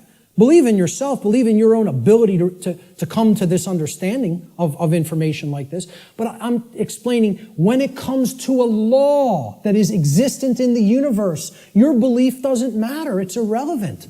The universe doesn't care what those parents at that picnic whose child just went over the cliff believed. It doesn't care whether that girl doesn't know how gravity works. It's going to have an effect. You act a certain way, like a computer. Boom, you put this in, here's how you program this, that's what has to come out. Invariably. Invariably. It is nothing personal. Natural law is not a personal force. It is an impersonal force. That every single mystery tradition and occult tradition that has actually wanted to share this knowledge with people has been telling people about and attempting to tell people about since time immemorial. It is an impersonal force. It does not care about you. It does not worry or care in the slightest bit whether you understand it or accept it or not. It is in effect, you are bound by it, the end, and stop crying in your milk over it. That's it. No one wants to hear that. And I'm not so naive that I recognize people don't want to hear that I don't recognize that. I do recognize that. Believe me, I realize the wall I am up against in saying this. I get it fully. Fully. If I wanted to blow smoke up people's rear ends, I'd come up here and I'd say, the universe cares about you and what you believe. And it's going to gauge that, it's going to look at all that, and it's going to tabulate it, and it's going to say, well, what did he believe when he took this action? It's not going to say that. It's going to say, is this what happened? Yes or no? Yes? Here's the result. That's it. Unwaveringly and invariably. The human ego has a hard time with that. There was some popular TV show, I don't even remember what it was. Barb had downloaded it, and she was watching an episode, and it said, humanity's greatest fear is that truth is absolute. And I usually don't bother watching any television, okay? I downloaded a couple of shows to watch them because they're allegories, and I want to pick apart the allegory. But I wasn't even watching this one, but I heard it, and my head snapped around. Whoa! That came through a network television show? How'd that happen? Humanity's greatest fear is that the truth is absolute.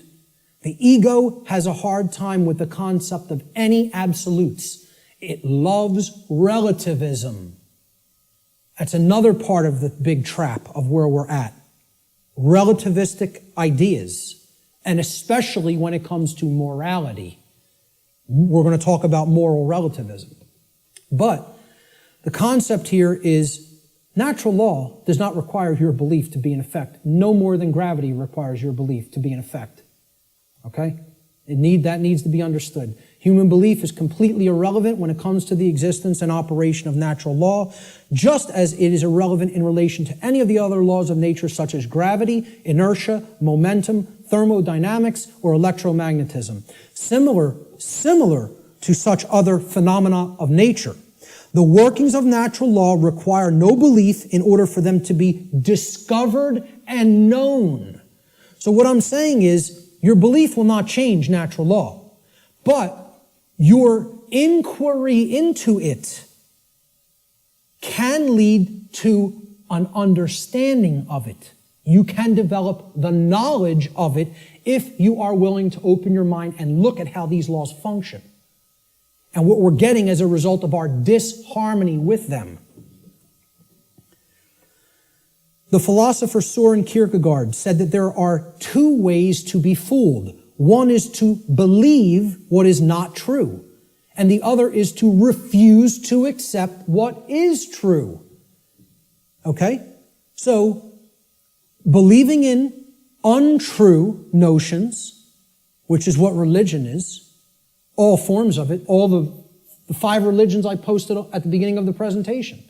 Organized cultural religion, money, scientism, politics, and the New Age movement.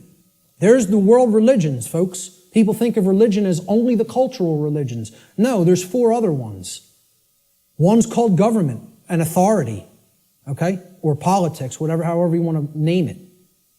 The other one is money, finance. There's another religion. One of them is the New Age movement, and one of them is scientism, which I'm not going to refer to as real science because it is not. It is a belief system and a religion.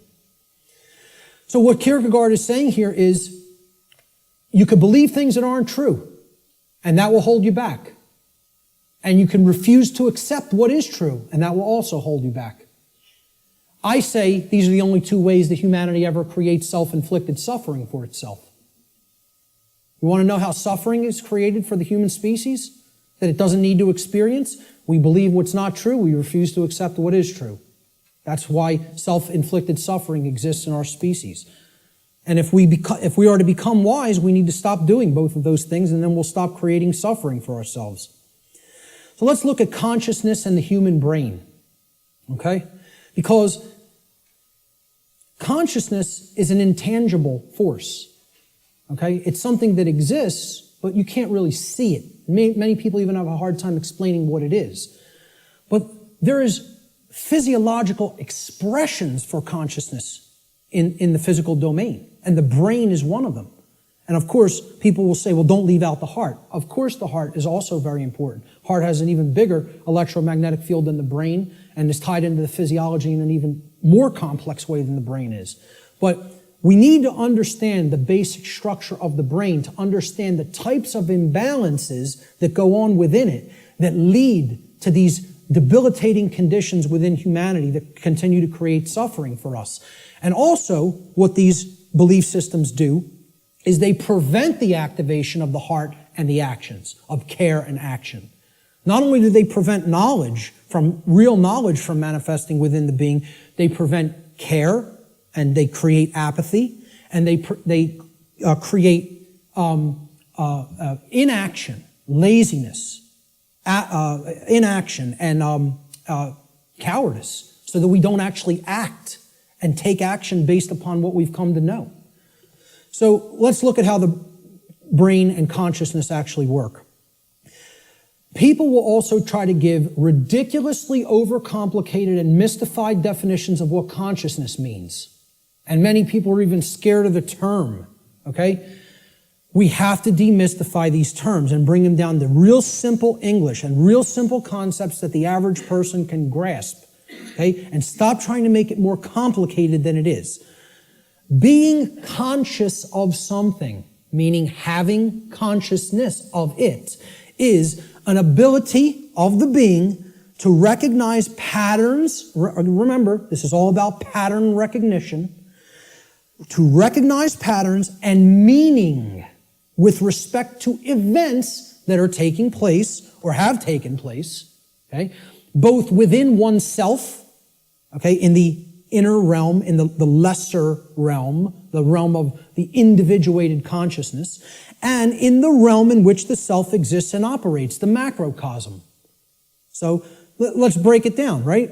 Ability of a being to recognize patterns and meaning with respect to events taking place within oneself, the microcosm, and in the macrocosmic world, the world at large. And the events taking place is the truth.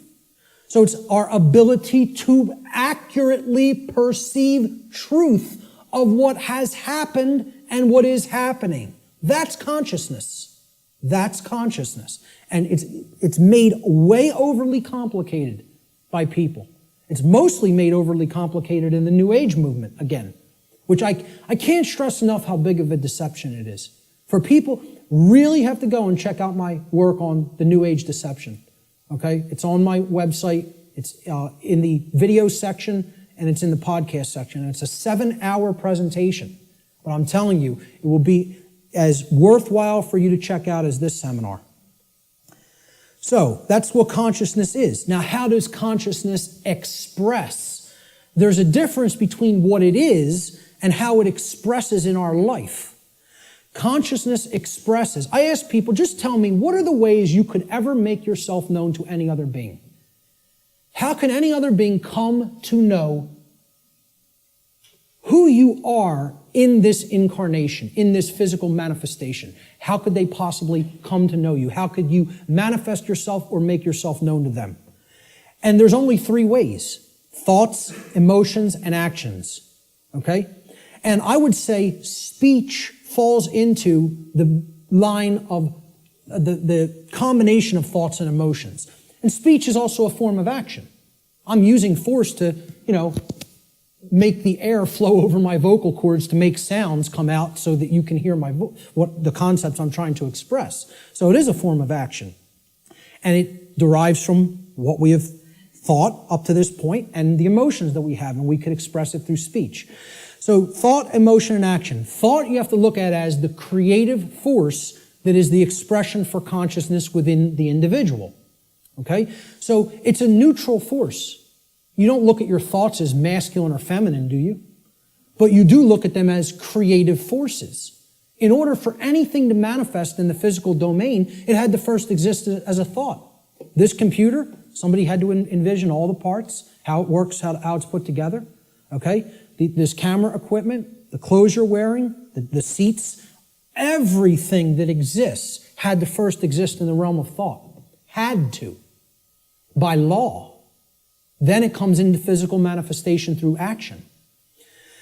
Your emotions are a polarized component, you could look at it as. It is a feminine aspect of consciousness. Because other people don't feel your emotions, they could perceive or sense them. You're the one who's feeling the emotions in your physiology. It's an internal expression. You feel emotions inwardly. Inside in the physiology. Hence, this is a feminine expression for consciousness. It is something that is not externalized and put out. It is something that is felt within. So the emotions in the mind-body-spirit connection are the spirit in which we do something. Okay, so that's the feminine force or the spirit. Of course, thoughts are within our mind, hence that's the mind component of the consciousness. Then there's a marriage between them. Okay, so you could look at thoughts as the creative essence, which then blends with or marries to the feminine. Now, see, we're getting into a notion that is taught in many different religious traditions. It's called the Trinity. And I challenge anybody, go and look in any of the Trinities that exist, in any of the religions. You can go back to Babylon. You can go to the Indus Valley traditions. You can go to the Egyptian and Cometian traditions, the Christian traditions. Every single religious tradition that has talked of a Trinity, okay, it is always a Father Creator, a sacred feminine figure, okay, of some kind that the Father then impregnates or inseminates in some form, and then from that offspring is born a male child. Always. Okay? What we're talking about here is the Father being the mind, the creative essence. Then the Spirit, or the emotions, being the sacred feminine essence. Okay? Or the Holy Spirit, the emotions. And then the child, the male child, is behavior. It is the active or masculine principle that actually interacts with the physical world to change it. And hence, that is the only way to actually save ourselves. And again, people in religious thinking will immediately attack this and say, you're saying that saving ourselves will not come through faith. Yes, I am. Saving ourselves will only come through action. Action will save humanity. Faith will not do it. So, sorry to again, smash another egoic attachment that people have to religious notions. But these religions are created by the control system. Okay? People don't understand that exoteric Christianity is created by the dark occult, of the ancient dark occult mystery schools. They don't understand where this religion came from because they haven't studied astrotheology. And I'm not telling you there's no good concepts in any religion. I say take all the good concepts and leave the nonsense. Because one of the nonsense is that you need to believe in something to be saved from the current human condition. You don't need to believe in a thing. You need to know the truth. And right in their own religion, there it is. Let me just stay on this for a moment, because in their own scripture, the exoteric Christian scriptures, what is the one prescription that the Christ figure gives to the people when he is asked about freedom? He's only asked about freedom like once in the Gospels, okay? In the words attributed to his teachings. And they want to know what will save us, what will make us free, and what is his prescription? Truth shall make you free. No, that is not. There's something missing there. You're close. What is the actual saying? Know the truth. Knowing the truth will make you free. That's the prescription, even in exoteric Christianity. It's right there in the Gospels. But Christians don't want to hear that because the controllers in the church who came from the dark priest class gave them this nonsense that all you have to do is believe and everything will magically change. Well, good luck with that. When people's behaviors have no alignment with morality, you think your belief's going to change something? Again, let me know how that works out for you. And again, I'm not mincing words up here. I'm telling it like it really is. I don't care who it offends. So, the expressions for consciousness are thoughts, emotions, and actions which are likened to, in the consciousness community, of mind, spirit, and body. And it's a trinity. A Father, Creator, which is the thoughts, the mind, the feminine essence, which is the mother of the Trinity, the emotions, the inward aspects, the spirit. And then they give birth. When the thoughts and the emotions come together, they give birth to action in the world, which is the male child. This is very important to understand. I hope everybody is clear. This is our internal Trinity, which constitutes the expressions for consciousness. Okay? So let's move on. Yes. Okay, how much time? It is. Okay, we're going to stop right there and take a break. We will resume at 1:15 precisely. Okay, so you want to come in a few minutes early to get settled. I will start again at 1:15 p.m. Thank you, ladies and gentlemen.